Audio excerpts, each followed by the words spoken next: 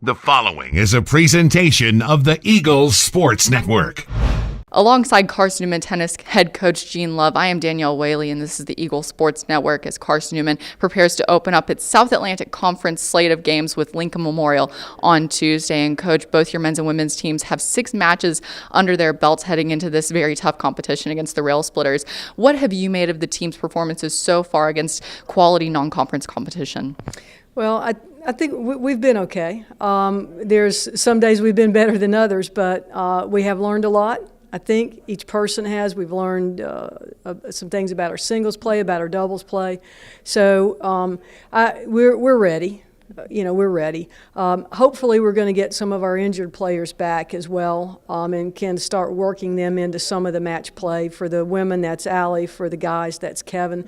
That certainly is going to be nice because we've missed them. But even with that, we've still played well at times. That's one thing I think we have learned is that everybody has got to do their job, okay? And so we just can't rely on one or two people. Everybody has to do their job. And when that happens, we're tough. We can compete. So I think we're ready to go. And it's a tough competition, like I said, going against the Rail Splitters, who seem to always present a challenge, it seems like, for your teams, especially on the men's side, since they're looking for their first win in 8 competitions against the Rail Splitters. But what is it about the process that you've spoken about they really need to key in on with this and take on this challenge head on? Well, I think for the guys, the last few years have kind of been tough, although once again, we've competed well. We just haven't put it together at times. So I think once again, it's got to, everybody at every position has got to come ready to play and do their job and do what they do well.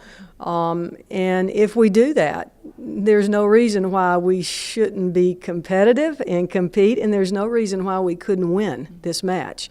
So once again, it's some of it's just going to come down to each person trusting and believing in themselves, in their teammates, and it's just right there for us. Because if we could come out and compete well and do what we can do, then we're there. We're in this match. So that's kind of what I'm hoping is that whatever happened the last however many years, it just doesn't matter. It's just irrelevant at this point, So we're ready to go, and we know what we can do, and we can compete with these people, and we can win.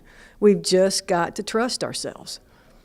And having everyone perform to their best potential, like you spoke of, at every position is definitely crucial. But that number one single spot for both the men's and the women's has been pretty much finding its stride up into this point, with Jill Corsato on the women's side really getting in there. And she's now in a position to become the winningest singles player this decade, whereas Gabriel finally picked up his first win on the season at the number one spot. What is it about them that you hope that they can really key in on and lead the team in singles play, where there have been kind of struggles recently where they can just motivate the rest of the team?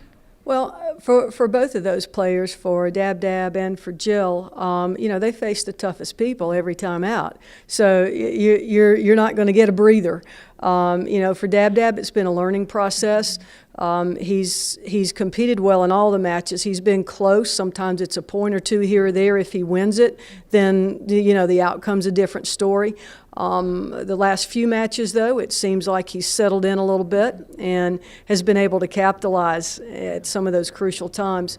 For Jill, coming out right now, she's starting to really get a rhythm with her strokes, and when she's in a good rhythm, I mean, she hits the ball well. She hits a really clean ball, and so that's going to be really important once again for her is really just to keep doing what she's been doing, and don't overthink it, but just hit the ball like she can. And so that's kind of been happening for her lately. So I'm glad to see her kind of hit her stride again. And really, over the last decade here, there's been some pretty good women's tennis players come through here. So for her to, have the most singles victories, if the next one she gets for this decade would be I think that's just a testament to what she's been able to do in her time here, because she is a senior this year. So what a way to go out. That'd be awful nice. But if both those folks play up to their capabilities, and if we all do, we can't. I mean, they can play up to their capabilities and help us out and win some points for us. But once again, we're not a team that has, this stud or studette, whatever you want to call the female version of that. We've got to do this as a team, okay? Because 6 singles is a point, 1 singles is a point. They all count the same. So we've all got to come ready to play and do our thing, and I think they're ready. I really do. We're looking forward to this. We've got a big week ahead, and we're gonna find out just how tough we are this week. But it's all good. It's all good. We're ready.